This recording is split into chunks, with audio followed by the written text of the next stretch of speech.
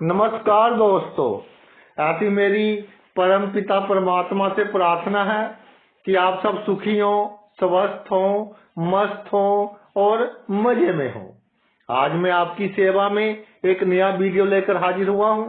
Video शुरू करने से पहले आपसे विनम्र विनती है कि अगर आपको मेरा ये वीडियो अच्छा लगे तो मेरा चैनल सब्सक्राइब कर देना और मेरा वीडियो लाइक व शेयर कर देना।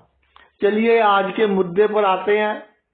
बहुत इम्पोर्टेंट मुद्दा है कि जब हमारा कोई बुरा करता है, नाजायज करता है, धोखा करता है, हमारी शराफत का लाभ उठाता है, हमारा अपना बनकर गुप्त शत्रु की तरह व्यवहार करता है, उसके कारण हमें बहुत नुकसान होता है और बहुत इमोशनल सेटबैक होता है, यानी दिल बहुत दुखी होता है। तो दिल दुखी होगा बहुत, तो जब पीड़ा आत्मा तक पहुंचेगी तो भाई उसका बुरा वो करेगा जो सब कुछ देख रहा है।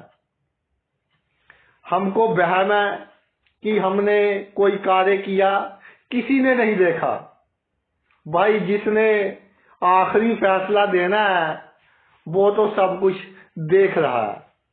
तो जिसने नाजायज की, चाहे आपका भाई है, जायदाद में आपका हक नहीं दिया, या आपका कोई साझेदार है, साझेदार में ठगी लगाई, या कोई रिश्तेदार है, या कोई दोस्त है जिसने आपको धोखा दिया, आपकी शराफत कह लीजिए, सीधापन कह लीजिए, असूल कह लीजिए, उनका नाजायज लाभ उठाया। किस लिए? थोड़े से प्रॉफिट के लिए। और वो थोड़ा सा प्रॉफिट विद इंटरेस्ट इतना महंगा पड़ेगा, इतना महंगा पड़ेगा कि आपकी जो रिक्वेस्ट है सीधी ईश्वर तक गई। तो केतु को देखेंगे हम कि केतु किस भाव में विराजमान है। अगर जन्म कुंडली में केतु 1, 4, 5, 7, 9, 10, 1, 4, 5, 7, 9, 10 इन भावों में केतु विराजमान हो तो राहु अगर केतु केंद्र में हुआ तो भाई इन भावों में ही होगा राहु भी केंद्र के। अगर पंचम में होगा तो राहु 11वें भाव में, या राहु 3रे भाव में, इनमें से किसी भाव में विराजमान हो, या जहां केतु विराजमान हो उससे 5, 7, 9 भावों में गुरु विराजमान हो, बृहस्पति, यानी केतु पर गुरु की दृष्टि पड़ रही हो।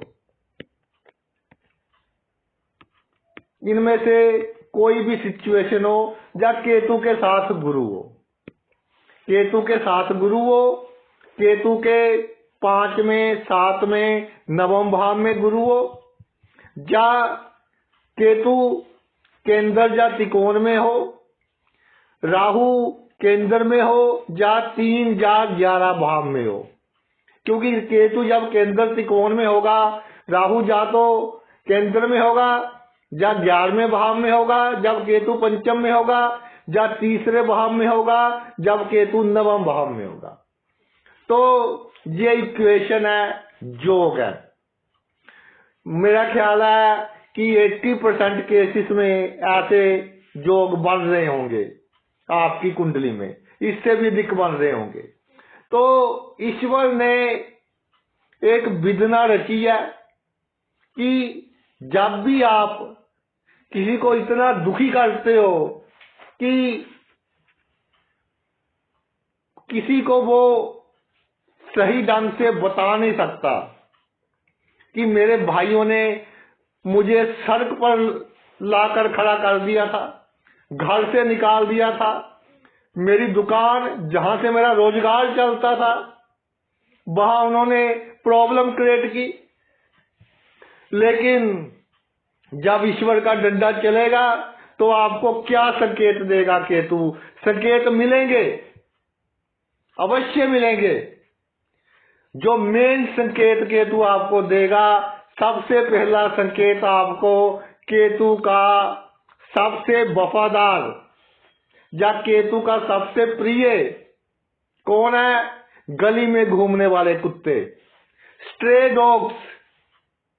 जिसने आपका बुरा किया, जब ईश्वर उसका बुरा कर रहा है तो आपके घर से थोड़ा दूर या गली जहां से आपकी स्टार्ट होती है, उसका मुख आपके घर की ओर नहीं होगा, कुत्ते का दूसरी तरफ होगा, और वहां वो अजीब सी आवाजें निकाल रहा होगा, ऊपर देख रहा होगा कई बार, और जैसे रेस्टलेस सा होता है वैसा फील कर रहा होगा।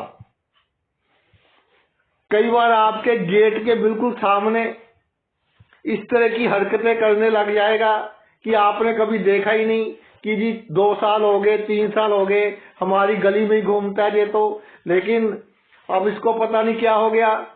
तो अगर आपके गेट के सामने इस तरह की हरकतें करे और उसका मुख आपके गेट के बिल्कुल सामने ना हो, तो ये समझ लेना कि आपका जो दुश्मन है, दुश्मन कह सकते हैं, या जिसने आपको बहुत धोखा दिया है, ईश्वर उसके साथ बुरा काम कर रहा है। दूसरी बात, जब उसका बुरा होगा तो राहु साथ इन्वॉल्व है और केतु है। केतु किसका कारक है? केतु कारक है टेलीपैथी का, कि दूर से कोई व्यक्ति हमें याद कर रहा है, हमारे बारे में सोच रहा है, तो हमें चाहे 5000 किलोमीटर दूर है, 10,000 किलोमीटर दूर है, लेकिन हमें बैठे बैठे इस बात का इल्म हो जाता है कि वो वहां पर मेरे बारे में सोच रहा है। जिन मेरी माताओं के बच्चे बाहर गए हैं उनको अक्सर ये फीलिंग आती होगी।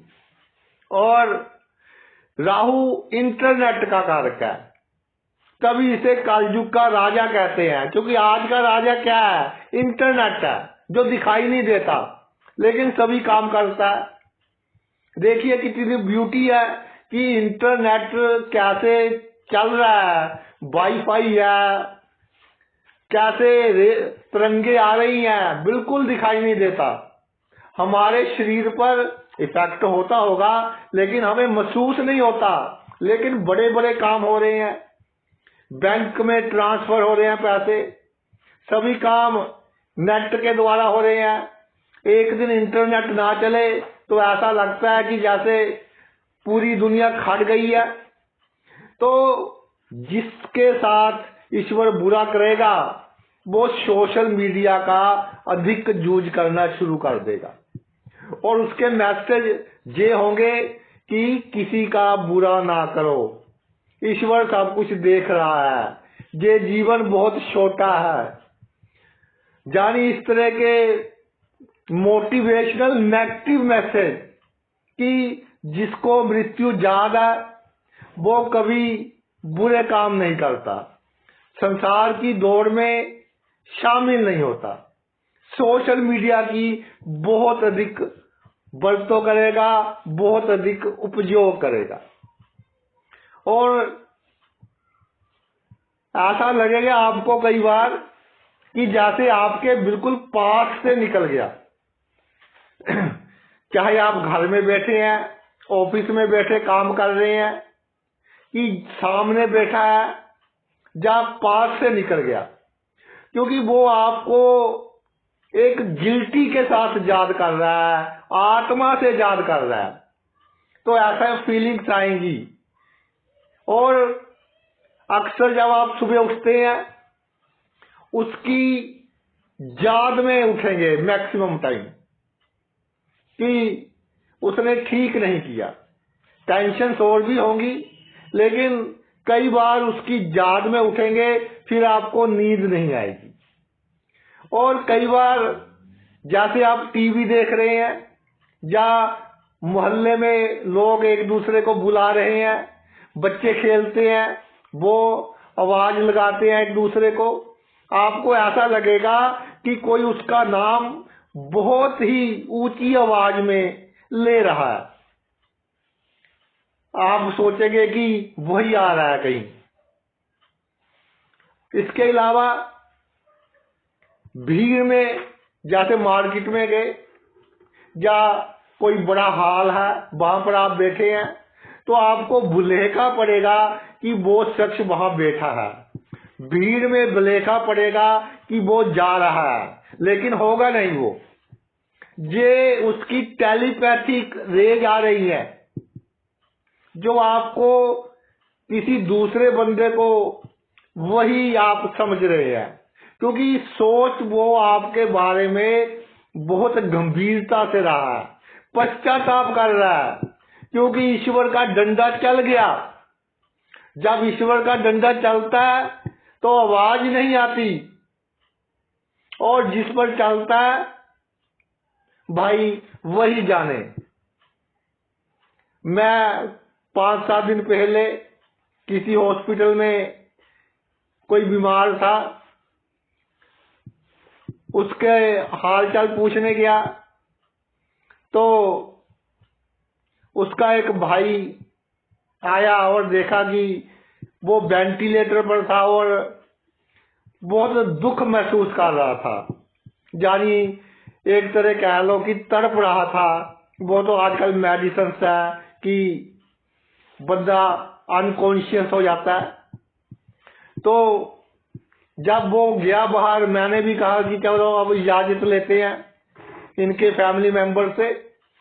तो मुझे वो कह रहा है बाहर जाकर कि भाई साहब, ये मेरा रियल ब्रदर है और अब वेंटिलेटर पर है, इसकी दोनों किडनी फेल है, और इसने मुझे सड़क पर लाकर खड़ा किया था एक दिन। चाहे मेरा भाई है, मुझे बिल्कुल दुख नहीं हुआ। मेरी आत्मा मर गई थी उसी दिन जब इसने मुझे सड़क पर लाकर खड़ा कर दिया, मेरे साथ ऐसा बर्ताव किया। और इसके अलावा जो आपका कोई कॉमन पर्सन होगा, वो इसके बारे में बात करेगा, उसको ये अपने दिल की बात बताएगा और किसी ना किसी तरह आप तक पहुंचेगी कि भाई वो बहुत गिल्टी महसूस कर रहा है, अपने आप को कसूरवार महसूस कर रहा है। इसके अलावा केतु मोक्ष का कारक है, और जब आप मंदिर वगैरह में गए, भगवान को सामने नतमस्तक हुए, कोई भी धार्मिक संस्था है, मंदिर है, गुरुद्वारा साहब है, मस्जिद है, आपकी सभी आदरणीय है धर्म हमारे लिए। तो जो इस धर्म को भी आप मानते हैं, वहां पर आप गए, आपकी आंखों में आंसू टपके जब, तो समझ लेना कि जिसने आपके साथ बहुत बुरा किया उसके बुरे दिन चल रहे हैं। इसके अलावा अगर बाई चांस किसी फंक्शन में मिल जाए, किसी गैदरिंग में मिल जाए वो, तो आपको देखकर वो सिर ना उठा पाए, शराब वगैरह पी रखी हो, नशा किया हो, that is a separate issue, फिर तो बंदे का दिमाग ही नहीं चलता। सही हालत में आपके सामने सिर ना उठा पाए तो आप समझ जाना कि ये दुखी है। औलाद के कारण दुखी हो सकता है, रिश्तेदारों के कारण दुखी हो सकता है, क्योंकि ईश्वर विद इंटरेस्ट उससे हिसाब किताब कर रहा है, विद इंटरेस्ट उसको दुख दे रहा है, जो एक इनोसेंट व्यक्ति को किसी दिन उसने दिया था। इसके अलावा सपने में कभी तो आपको हंसता दिखाई देगा, कभी बहुत दुखी दिखाई देगा। तो आप समझ लेना कि वो एक दलदल में फंसा हुआ है। ईश्वर ने उसे इस तरह की दलदल में फंसा दिया कि जितना निकलने की कोशिश कर रहा है उतना अधिक वो फंस रहा है। तो भाई इनमें से जितने अधिक संकेत मिलेंगे, बस आप समझ जाना कि उतनी बुरी तरह वो बंदा ईश्वर की मार झेल रहा है, तो इसी जन्म में निपटारा होगा।